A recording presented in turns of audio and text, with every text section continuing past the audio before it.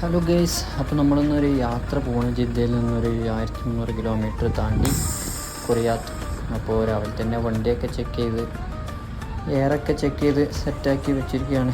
സാധനമൊക്കെ കയറ്റി വെച്ച് നമ്മൾ യാത്ര ഇങ്ങനെ സ്റ്റാർട്ട് ചെയ്ത് മദീന വഴിയാട്ടോ നമ്മൾ പോണത്. മദീന വഴി പോയി നമ്മൾ ആദ്യം ഒന്ന് ഫ്രഷ് ആവാനൊക്കെ വേണ്ടി ഒരു ചായയൊക്കെ കുടിക്കാൻ വേണ്ടി വണ്ടി നിർത്തി. പിന്നെ ഇങ്ങനെ പോയിക്കൊണ്ടിരിക്കുകയാണ്. പോകുന്ന വഴിക്ക് ഒരു കാഴ്ച കണ്ടത് കണ്ടോ, 1 കിലോമീറ്ററോളം ഇത് കല്ല് മാത്രം, കല്ലിൻ്റെ കടൽ എന്നൊക്കെ പറയില്ല, അതേപോലെയാണ് കിടക്കുന്നത്. കല്ലുകൾ മാത്രമായിട്ടാണ്. ഒരു എന്താ സംഭവം എന്നുള്ളൊരു ഐഡിയ ഇല്ല. ഈ വലിയ കല്ലും എല്ലാം പെട്ടെന്ന് നമ്മളെ വണ്ടി ഒരു പണി കിട്ടി. എന്തോ വണ്ടി മൂവ് ആവുണ്ടായിരുന്നില്ല. വണ്ടി കുറച്ചൊരു ഓഫാക്കിയിട്ടപ്പോൾ വണ്ടി പിന്നെ റെഡിയായി. പക്ഷേ നമ്മളിപ്പോൾ മദീനത്തുള്ളത്. മദീനത്ത് പറഞ്ഞാൽ മദീനത്ത് എത്തിയിട്ടില്ല. ഇവിടുന്ന് ഒരു 10-20 കിലോമീറ്ററും കൂടെ ഉണ്ട്. മദീനത്ത് ഹറമിൽ പോകണമെന്നുണ്ടായിരുന്നു, പക്ഷേ നടക്കും തോന്നുന്നില്ല. നമ്മൾക്ക് കൊമേഴ്ഷ്യൽ വണ്ടി ആയതുകൊണ്ട് എന്തായാലും അതിൻ്റെ അടുത്ത് കൂടെയാണ് പോവുക. മദീന മുനവ്വറ, ഒരു കൗതുകം അല്ലേ. പിന്നെ നമ്മളിതാ സാൻഡ്വിച്ചും വെള്ളം ഒക്കെ ഇങ്ങനെ കുടിച്ച് പിന്നെ നമ്മുടെ യാത്ര സ്റ്റാർട്ട് ചെയ്ത് പോകുന്ന വഴിക്ക് ഇങ്ങനെ മലകളും എല്ലാം ഇങ്ങനെ ആസ്വദിച്ച് മദീനൻ്റെ മുന്നിലൂടെ ഇങ്ങനെ മദീനയിൽ കയറണം എന്നുണ്ടായിരുന്നു. പക്ഷെ നമുക്ക് കയറാനുള്ള പെർമിഷൻ ഇല്ലായിരുന്നു. നമ്മളെ വണ്ടി ആ ഒരു രീതിയിലായതുകൊണ്ട്. പിന്നെ മലമുകളിലുള്ള ഓരോ എന്തോ ബിൽഡിങ്ങുകളും കാര്യങ്ങളൊക്കെ ഉണ്ട്. അതൊക്കെ ഇങ്ങനെ കണ്ട് ഇങ്ങനെ ആസ്വദിച്ച്, എന്തായാലും നമുക്ക് അത്യാവശ്യം ഓടാണ്ടല്ലോ, അതൊക്കെ ഇങ്ങനെ ആസ്വദിച്ചാണ് നമ്മൾ പോകുന്നത്. ഓരോ മലനിരകളും ഓരോന്നിനും ഓരോ കഥകൾ പറയാനുണ്ടാവും അല്ലേ ഇവിടുത്തെ സൗദി അറേബ്യയിൽ. പിന്നെ ഈത്തപ്പഴത്തോട്ടങ്ങൾ കിലോമീറ്ററോളം നീണ്ട ഓരോ സ്ഥലത്ത്. ചിലതൊന്നും പകർത്താൻ പറ്റിയിട്ടില്ല. അത്യാവശ്യം നീണ്ടതായിട്ട് 2 സൈഡിലായിട്ടും ഈത്തപ്പഴത്തിൻ്റെ മരങ്ങളാണ് ഈ കിടക്കുന്നത്. അതൊക്കെ ഇങ്ങനെ ആസ്വദിച്ച് ഇങ്ങനെ പോവാണ്. ആസ്വദിച്ച് വരുമ്പോൾ കുറേ കിലോമീറ്റർ കഴിഞ്ഞപ്പോൾ പെട്ടെന്ന് നമ്മളെ വണ്ടി പണി അങ്ങോട്ട് കിട്ടി. ടയർ കണ്ട് പൊട്ടി. ബാക്കി അൽഹംദുലില്ലാ വണ്ടി സ്പീഡ് അധികം ഇല്ലാത്തതുകൊണ്ട് നമുക്കൊന്നും പറ്റിയിട്ടില്ല. ഒരാളോ മനുഷ്യനോ ഇല്ലാത്തൊരു ഏരിയയും പ്രത്യേകിച്ച് കടകളോ കാര്യങ്ങളോ ഒന്നുമില്ല. നമ്മളാകെ പെട്ട്. നമുക്ക് അവസാനം ജാക്കിയാണെങ്കിൽ ചെറുതാണ്.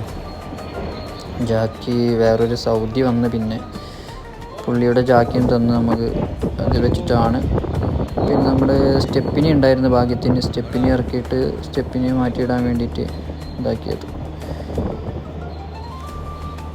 ഈ വിജനമായ മരുഭൂമിയിൽ നമ്മൾ പെട്ടുക കേട്ടോ.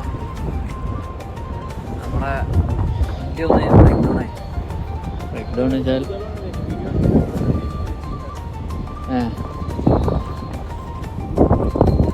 അതിൻ്റെ ടയറൊക്കെ പൊട്ടി.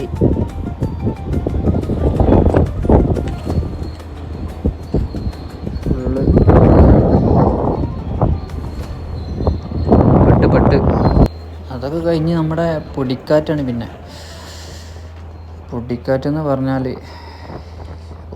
നമ്മളെ ക്യാമറയിൽ കാണുന്ന മാർക്കൊന്നല്ല. ക്യാമറയിൽ എന്തോ കറക്റ്റ് കാണുന്നില്ല. നമ്മളെ എന്താ പറയുക, നല്ല രീതിയിലുള്ള പൊടിക്കാറ്റാണ് അവിടെ സംഭവിക്കുന്നത്.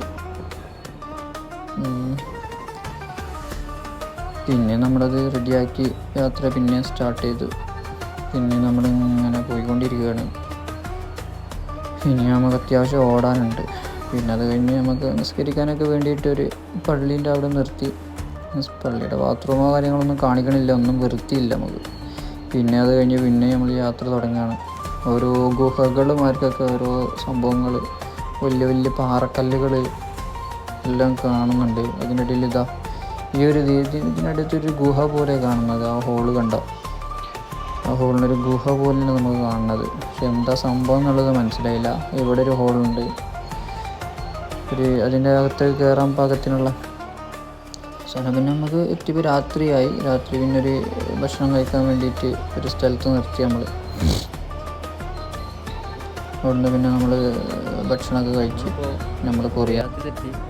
ചെറിയൊരു തണുപ്പുണ്ട്. 1 മണിയാകണം ഇപ്പോൾ. 1300 കിലോമീറ്റർ ഓടി ക്ഷീണിച്ചിരിക്കുന്നു. അതാണ് സ്ഥലം. ഓക്കെ, അത് കഴിഞ്ഞപ്പോൾ പിന്നെ താമസിക്കാൻ അന്ന് രാത്രി താമസിക്കാൻ ഒരു റൂം നോക്കിയിരുന്നു. റൂമാണ്, കുഴപ്പമില്ലാത്ത റൂമാണ്. അപ്പോൾ നമ്മൾ രാത്രി ഇവിടെ എത്തി റൂമൊക്കെ എടുത്ത്. ഓക്കെ, ഒന്നും കുഴപ്പമില്ലാത്ത ഹോട്ടലാണ്.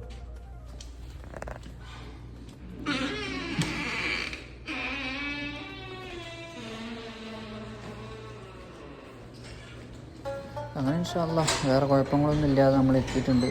അപ്പോൾ ഇൻഷാ അല്ലാഹ് മറ്റൊരു വീഡിയോ ആയിട്ട് പിന്നെ വരാം. ഇവിടുത്തെ വിശേഷങ്ങളെ കാണിച്ചിട്ട്. ബൈ.